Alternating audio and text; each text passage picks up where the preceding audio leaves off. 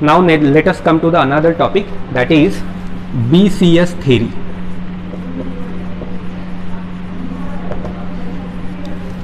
BCS theory. So what is this BCS theory? So BCS theory is a theory which gives the origin, which gives the proper explanation of the origin of the superconducting phenomena. Why particular materials behaves as a superconductor. If you want to find out the answer of this, you need to understand BCS theory. Okay, so up till now we have seen that any material, even if you talk about the metal, okay, it will possess large number of lattice ions. Large number of lattice ions will be there, okay, and large number of free electrons will also be there. If it is a metal, okay, there will be large number of free electrons. Okay, electrons will be loosely bound to the lattice ions. It will be it will have no force of attraction. What we can say is that these electrons are nearly free. Okay, this much you have to understand. These electrons are nearly free. Now we know that if you apply some potential difference between two ends, okay, then the electron will be attracted towards the positive terminal of the battery, but there will be something inside this material which will try to oppose this flow of the electrons, and that's something we call it as a resistance. And how this resistance has come up, that also we have seen, that this resistance or the resistivity is given by rho is equal to rho 0 plus rho of t. Okay, part of this resistance is originated because of the scattering of the electrons with the phonons. Okay, part of this resistance means whatever resistance this particular material will offer, the part of this resistance is arising because of the scattering of these electrons by the phonons. And how these phonons are produced? Because all the lattice ions, they are always in the vibrating mode, they are always in the rotating mode, and because these vibrational and rotational energies are quantized, there will be some exchange of these energies between different energy levels, and because of this exchange of energy there will be the emission of phonons, there will be the emission of quantum of energy, and that quantum of energies are called as the phonons. Okay, so there will be the lot of phonons within this crystal, and electrons will be scattered by these phonons, right? So this is one thing. So this particular phenomena will give rise to a scattering process, or will give rise to the resistance. Part of the resistance will be given by this particular phenomena, and this will be explained by this particular factor, rho of t. It is again temperature dependent. If you increase the temperature, number of phonons will be increased, and the scattering process will again enhance. That will again increase the resistance of that particular material. Okay, and there will be the another part of this resistance or the resistivity, that is equal to rho 0, and rho 0 is called as a residual resistivity. How it is coming up? Because every material, every metal, whatever pure it may be, there will be some imperfections, there will be some defects. Okay, electrons will also be scattered by these defects also. Okay, so these impurities, these defects will scatter the motion of electron, and therefore there will be again a rise of some kind of resistance. So total resistance will be the sum of these two. Okay, and we know that we have no way to make this resistance or resistivity equal to 0, but we have seen that there exist some materials which we call it as a superconductors, and for the superconductors this value of this R is exactly equal to 0. Now just now we have seen that resistivity of a material cannot be brought to 0 even if we make the temperature T equal to 0 Kelvin according to this formula. Even if T is equal to 0 Kelvin, then also there will be rho equal to rho 0. So there will be some residual resistivity, and its value is not exactly equal to 0. So there will be some resistance. Okay, but for a superconductors, what we are observing? No, for superconductor R is equal to 0. So sometime we are saying that R equal to 0, and here the basic physics says us that resistance cannot be equal to 0. So why this is true? Actually this is also the experimental fact. The resistance of the superconducting materials are exactly equal to 0. So what is the explanation? What should be the explanation of this R equal to 0? So that explanation has been given by three scientists. One is Bardeen. C stands for Cooper, and S stands for Schreier. Okay, these three scientists gave proper explanation for R equal to 0 in the superconducting state. Okay, and because of this proper explanation, these three scientists won the Nobel Prize in physics. Okay, in order to, when they gave the proper explanation for this, okay, this BCS theory won the Nobel Prize in physics. Okay, and this Bardeen has won the Nobel Prize in physics 2 times. Firstly, it was awarded for the invention of transistor, and secondly it was awarded for the creation of this BCS theory. Okay, what is this BCS theory then? What is the proper explanation of R is equal to 0? So according to BCS theory, what is actually happening inside the superconductors, okay, what is actually happening inside the superconductor is that electrons move in the superconductor in the form of bound pair. Electrons move or electrons travel in the superconductors. Superconductors means what? When the temperature is less than critical temperature or the transition temperature. Remember that whatever we are saying, that is true only for superconducting state, and superconducting state will be achieved only when T is less than Tc and B is less than Bc or H is less than Hc. Okay, but the first criteria is this one: temperature should be less than critical temperature. So when the temperature of a material is less than the critical temperature, then electrons in that particular conductor or electrons in that particular material will form a bound pair, and these bound pairs are called as Cooper pairs. These bound pairs are called as a Cooper pair. Okay, and electrons travel within this particular material in the form of this Cooper pair. The length up to which this Cooper pair can be traveled, the length up to which this Cooper pair can be traveled within that particular material is called as coherence length. Is called as coherence length. It is called as a coherence length.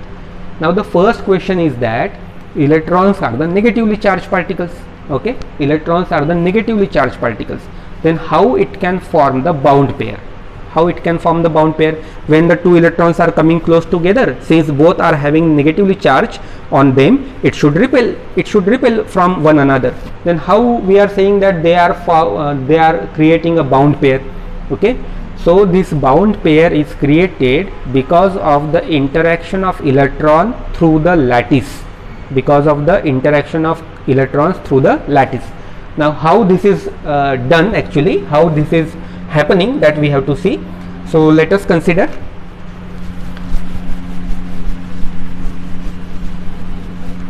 the diagram first, because we can understand the things with the help of diagram only.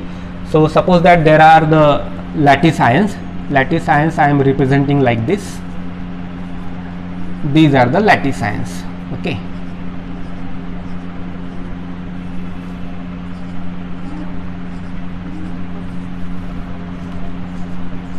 At this particular position there are the lattice ions. They are always in the vibrating motions and all that. Okay, you know that.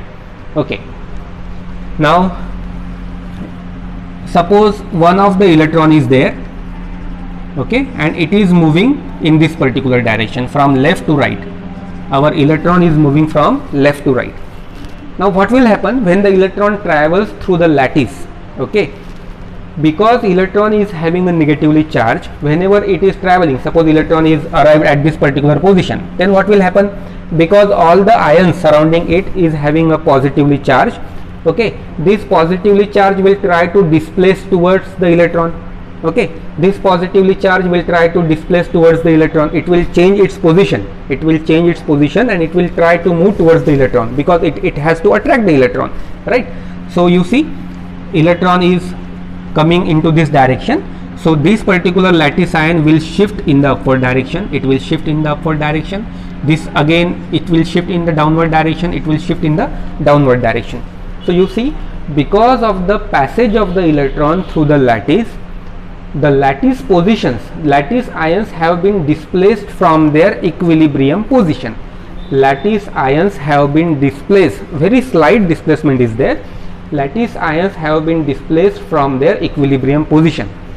Now because lattice ions have been displaced from their equilibrium position, there will be net positive charge created in this particular location. There will be net positive charge created in this particular location, because you see all the ions are coming close together, no? So at this particular position there will be the creation of effective positive charge. Now at the same instant, you see what is happening. Our electron has started its journey. Okay, our electron has started its journey. It is going through the lattice, and lattice ions has seen this electron. Because both the lattice ion and electrons are oppositely charged, they will try to move towards the electron, okay, or they will be displaced from their equilibrium position. Now before the return of the lattice ion to the equilibrium position, before the return of the lattice ion to the equilibrium position, if some other electron in the opposite direction, some other electron in the opposite direction comes nearby, this is also electron, but it is traveling in the opposite direction. So suppose any other electron in the opposite direction comes in this particular location, okay, comes nearby in this particular location, then what will happen? There is a effective positive charge over here. So this electron will be attracted, these electrons will be attracted towards this location. You see, this electron has arrived up to here, and this electron has been arrived up to here. And now these electrons, these two electrons, we say that these are bound, these two electrons are bound because of these lattice ions. These two electrons are bound because of these lattice ions. Okay, so in such a way we are saying that electrons are forming a bound pair, and this bound pair is called as a coherence length. You see how this bound pair has been formed. One of the electron was traveling through the lattice. Because the lattice ions has seen this particular electron, they were displaced from their equilibrium position. Now before the return of these lattice ions to the equilibrium position, if any other electron comes nearby, then these two electrons will be linked, these two electrons will be linked to this lattice. Okay, these two electrons will be linked through this lattice, and this linking of two electrons via lattice is called as a Cooper pair, is called as a Cooper pair. Okay, so this is one of the electron, this is another electron. Okay, and these are linked with the lattice vibration, these are linked with the lattice vibrations, and we know that lattice vibrations are nothing but the phonons. But in this case these phonons are very short lived phonons, these phonons are very short lived phonons, and these phonons are called as the virtual phonons, virtual phonons. Now you will ask that what about the normal phonons? What about the, where are the normal phonons? Because it is the duty of the normal phonons to scatter the electron. Actually, you see, this bound pair will be created only when temperature is less than critical temperature. Temperature is less than critical temperature, and its value will be very, very low. And you know that if the value of temperature is quite low, then the scattering process will be very, very low. Okay, the scattering process will be very, very low, means there will be very few phonons which are try to scatter the electron motion. Okay, there will be very few phonons which are trying to scatter the electron motion. There will be some, but now because of the generation of these virtual phonons, these two electrons will be bound together, and this bounding electron are called as, or this bounding pair is called as a Cooper pair. Okay, and this Cooper pair now will travel through the lattice.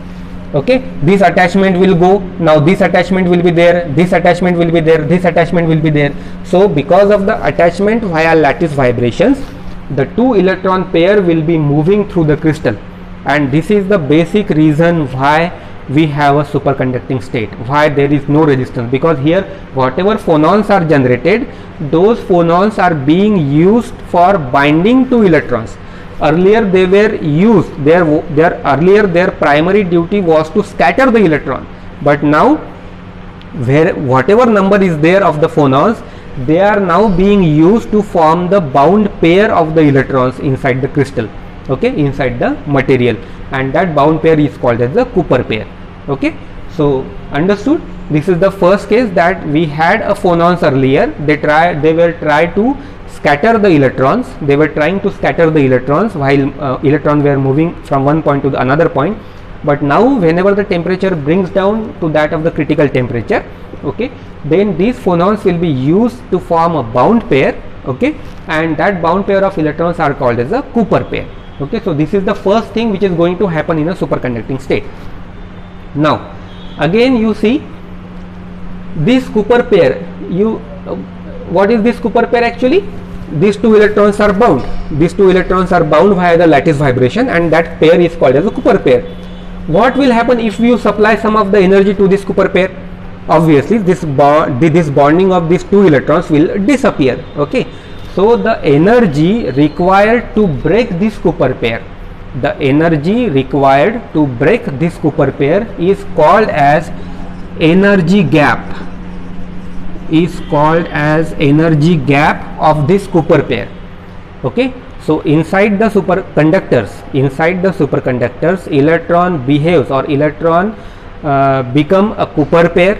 Okay, there is a energy gap of this Cooper pair. If you supply energy more than this energy gap, then the Cooper pair will break and electron will behave as a normal electrons.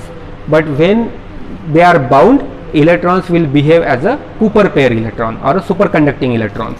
Okay, now this energy gap is of the order of 10 raised to minus 3 electron volts.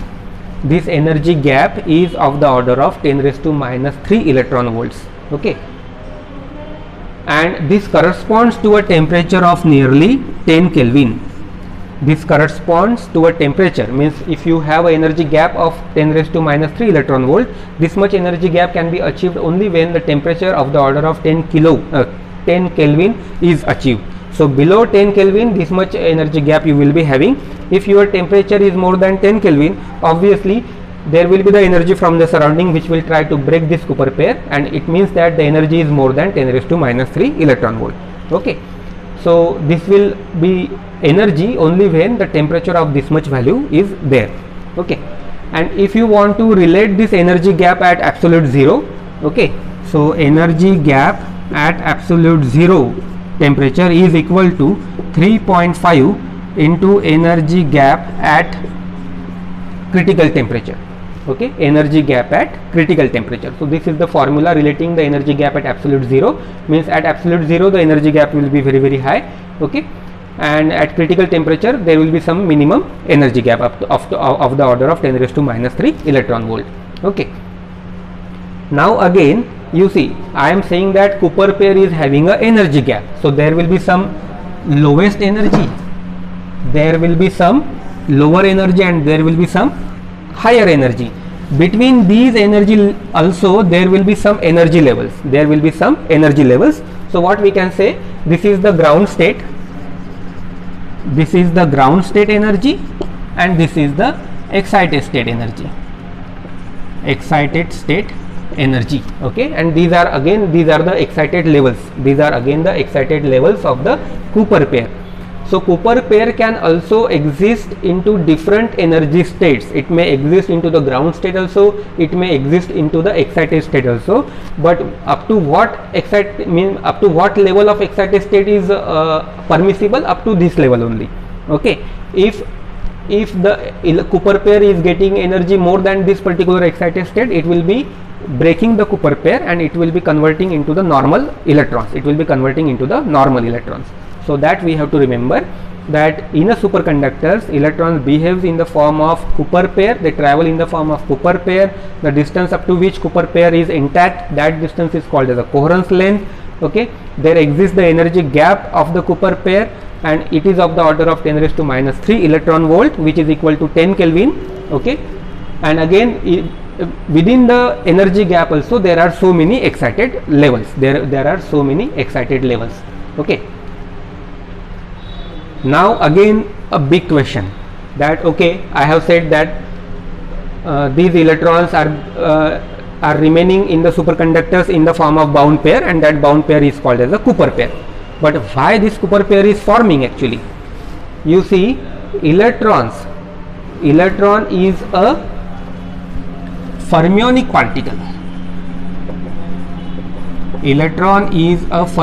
particle.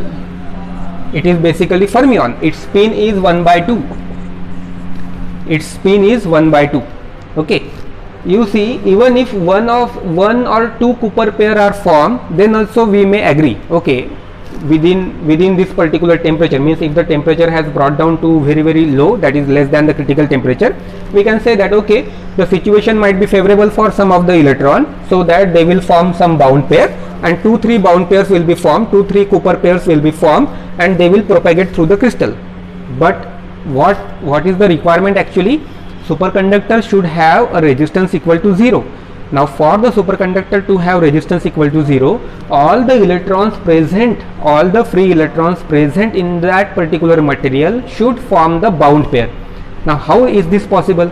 If they are to form the bound pair, then what should happen? In one energy state there should be 2 electrons. In one energy state there should be 2 electrons. Okay. And again, means since electrons are the fermionic particle, what is the saying of the quantum mechanics? If the electron is a fermionic particle, only one electron per energy state is allowed. Only one electron per energy state is allowed. Now for a particular material there may be large number of electrons, and if I am saying that everybody is forming a Cooper pair, they should remain in the same state then. But our quantum mechanics is saying that since the electron is a fermionic particle, there should be only one electron per energy state. Then how is this possible? So actually, when the electron is forming a Cooper pair, these 2 electrons which are taking to form a Cooper pair, they are of opposite spin. They are of opposite spin. Now one of the electron will have a spin +1/2, and the another electron will have a spin -1/2. So what will be the net spin of the Cooper pair? The net spin or total spin of the Cooper pair will be equal to 0. The total spin of the Cooper pair will be equal to 0. Now if a total spin of a Cooper pair is equal to 0, what is the nature of this particle? It means that the Cooper pair is a boson.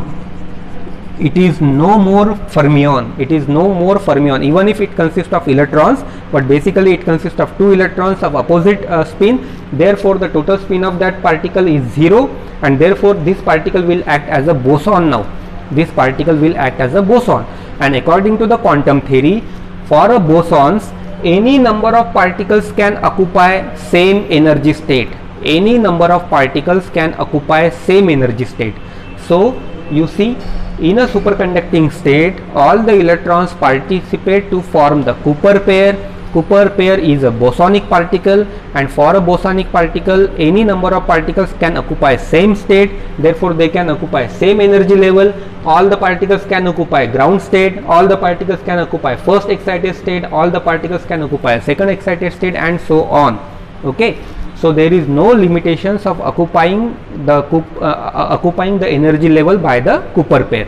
Okay, so this will happen, then only the particular material will act as a superconductor. Okay, and again you see, I have already told you that both the electrons should travel in the opposite direction. Why both the electrons should travel in the opposite direction? Actually, so that their linear momenta must be balanced. So that their linear momenta must be balanced, it should be equal to 0. Okay, linear momenta will be equal to 0, then only that particular particle will behave as a boson. Okay.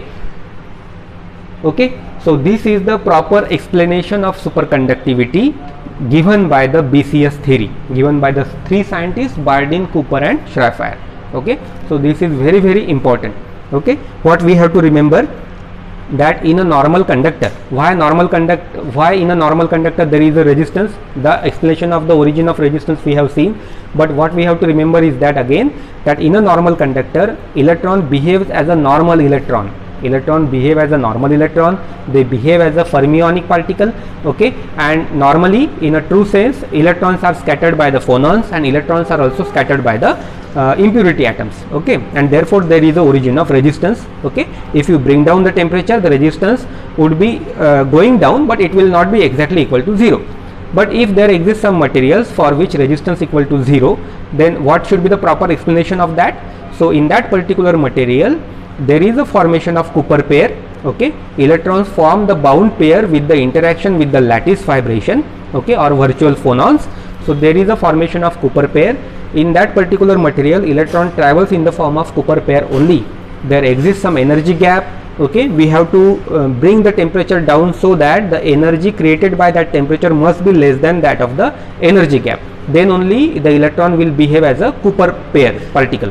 Okay, and again, since the Cooper pair is a bosonic particle, there is no limitations of occupying a single energy state by all the Cooper pairs. Okay, so large number of Cooper pairs will be in the same energy state and they will propagate through the crystal within that particular energy state only.